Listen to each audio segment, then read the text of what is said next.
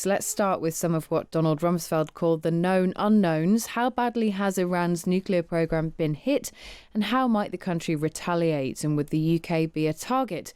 Former Defence Secretary Sir Ben Wallace, who previously chaired the Parliamentary Group on Iran for 8 years, joins us now. Good morning. Good morning, Kate.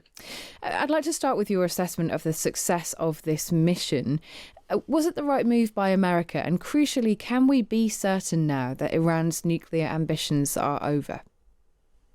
I think we can debate forever it was the right move by America. I think what we could say is that the world and the region has been running out of patience in a sense with Iran. I mean, if you look at the charge sheet against Iran, despite the fact West trying and offering a mixture of carrot and stick incentives, they carried on using their proxies. They carried on attacking lots of people, including death squads in Britain. You've seen that recently with people being arrested by MI5. You've seen them arm the Houthis. You've seen them send drones to Ukraine. And I think they got to a stage with Iran that they were just like that sort of disruptive child that no one wanted to take, just carried on and having tantrums in the corner. And people said, I've had enough of this. And I think that's where certainly Israel got when Iran started launching missiles at it. But I also think probably that's where America got. But we can argue whether legally they were allowed to do it. And I heard one of your experts yesterday on the radio, but he didn't mention the Bethlehem principles, which is all around imminence. And you'll notice that in many of the statements, both the United States and Israel make a difference between enrichment as opposed to a weapons program. And I think that's because it's absolutely the case that I think Iran was at a place where it had enriched enough uranium to make a bomb. I think the jury's out on whether they were then in the process of making it. So I think that's the first question that British lawyers would have been asking themselves and advising the government and everyone else. But then actually to destroy the program, in my time as Defence Secretary, it was always viewed that the only way to actually, if you were planning to destroy the Iranian program, you had to have an international response. It couldn't be Israel on its own. And obviously, we've now seen the United States pile in. So there's maybe the first clue that it was viewed as what was needed. But the second thing was it was actually very hard to determine without boots on the ground whether you had actually entirely destroyed the program. And that's because the Iranians have been spending 10, 20 years hiding what they've got, not just deep, but also dispersing it. And that's the next question, isn't it? Because JD Vance has now indicated that America is going to be looking at the enriched uranium, essentially asking the Iranians to hand it over. How likely do you think it is that any nation, America or any other, will be able to convince Iran to hand it over? And if they don't, what then? I think there's a very low chance the Iranians will hand over what they've got, because you have to understand the Iranian psyche. When I used to go and visit Iran, Iran likes to see itself as a superpower. It considers the world as effectively China, Iran, and the United States, and everyone else is slightly irrelevant. I remember hearing a sermon from a grand ayatollah around that, or an ayatollah about it. And that's how they see themselves. They do things to try and say, look, we are an empire. We used to be an empire. We can do everything. I remember they launched in about 2008 a monkey and a turtle into space.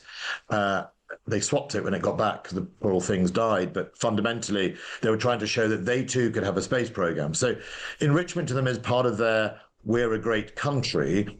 I think it is perfectly possible for the international community to insist that it stays at levels below 20%. There's actually no reason for a country to enrich above 20%. Civil power, I think, is about 3%. X-ray type radiations is just below 20%. You don't need to go above it. So there is a possibility of that. But I don't think there'll be many centrifuges left.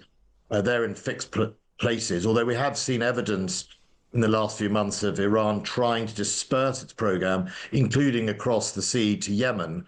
And you heard Netanyahu say that they'd been making strikes against the Houthis, which is next door to where I am in Saudi Arabia. But that's and indeed, sorry to interrupt you, but that's the concern, though, isn't it? Because America is saying, well, we've degraded Iran's ability to build a nuclear weapon. But if it retains that enriched uranium and people believe it has enough to build around 10 weapons, OK, it doesn't have the capability to do that necessarily, or it may, but on a smaller scale. But it retains the enriched uranium. What can be done about that? Or nothing? Is that the truth? Well, it's very easy to move the enriched uranium. You can literally put it in a warehouse. You can probably hide under your bed. If you've ever seen the Frederick Forsyth Fourth Protocol book, or read it or seen the film. It's about basically a suitcase bomb and the Soviets' attempt to potentially detonate one in Europe. These things are portable, but fundamentally, I don't think, and there's very little evidence at all, that Iran had weaponized, and there were some months off, 18 months, the actual weaponization of it.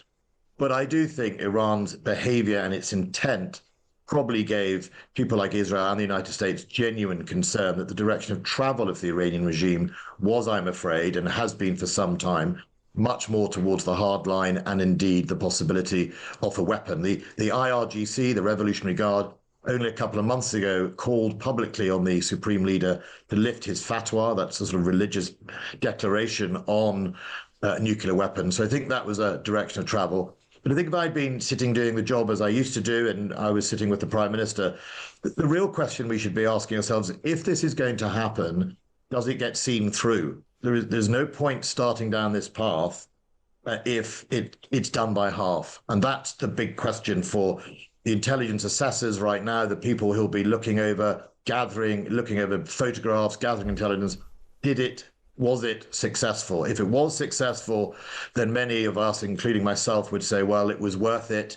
If it isn't, it's going to be pretty dangerous territory for the next few months and years, because I suspect what you'll do is harden the regime and bring the Iranian people together rather than disperse them. And I think that's why Donald Trump is potentially now talking about regime change, because it is true the Iranian regime is very unpopular with its people. It's been oppressing them, the hijab protests, the Green Movement a few years ago.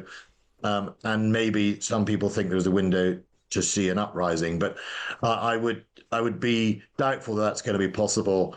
Simply, sadly, oppressive regimes seem to be more successful of holding on, like Putin, because of the use of the internet and because of control of information.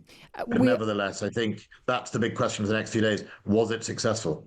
And the other question is what Iran does next. I mean, there is a suggestion that the Strait of Hormuz may well be closed. And there are also questions about whether US assets in the region could be targeted. What is the UK's role in whatever Iran does next, do you think? Well, the UK could play a role in helping protect shipping. We had a Type 45 a ship recently down in the Straits, and it was fired at by Houthis, and it struck back. It could do that. It could definitely join an international coalition. There used to be an international coalition patrolling and reinforcing the Strait. It could do that. Its carrier is currently on the other side of the world in the Pacific. The British carrier could bring that back. It could send, and it has done already, I think, aircraft into the region to reinforce our allies. And this is where Britain does have a role. I heard Stig's opening about whether we are insignificant or significant in the world.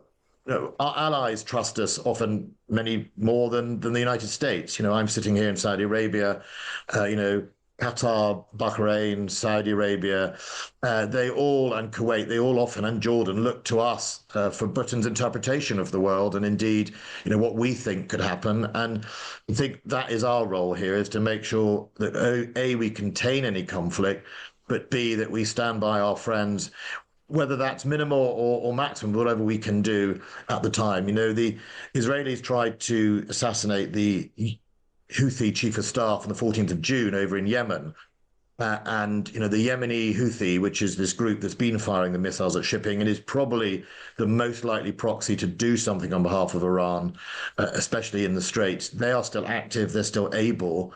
And I think that will take some form of response from anyone if we're going to keep those straits safe and the trade flowing. And that's something that that's something that the UK could potentially be involved in. Just do you think that Keir Starmer has handled this well? I mean, there are questions now about whether the UK was sidelined, whether Starmer was blindsided, whether he believed Trump in the moment but couldn't see the bigger picture.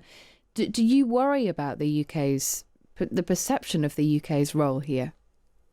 Well, I first of all think that the United States, and this is speculation, but I think they deliberately did it without anyone else. They wanted to show the world that they are America first and America the power in the world, and no one else could do it. You heard that in Donald Trump's statement. Nobody else in the world could do what we've done, and that's probably correct. And I think they did that deliberately. If your listeners reflect on the Snapchat or the signal chat between all the national security politicians in the United States just before the last strikes on Yemen, it was very much again about us and not Europe and no one else. And I think that was deliberate to send a message, because tomorrow is the NATO summit in The Hague and Donald Trump will be attending that. So I think they did that deliberately. But I think we have to ask questions about the Prime Minister's judgment when it comes to Donald Trump. Peter Mandelson seems to be working for MAGA rather than Britain. I mean, some of those deals, if you remember the great tariff deal, turned out that we dropped our tariffs and Trump's kept his at 10%. I think, we're looking at a position where, if I remember right, Keir Starmer said, I've sat next to Donald Trump and he's definitely not going to do it.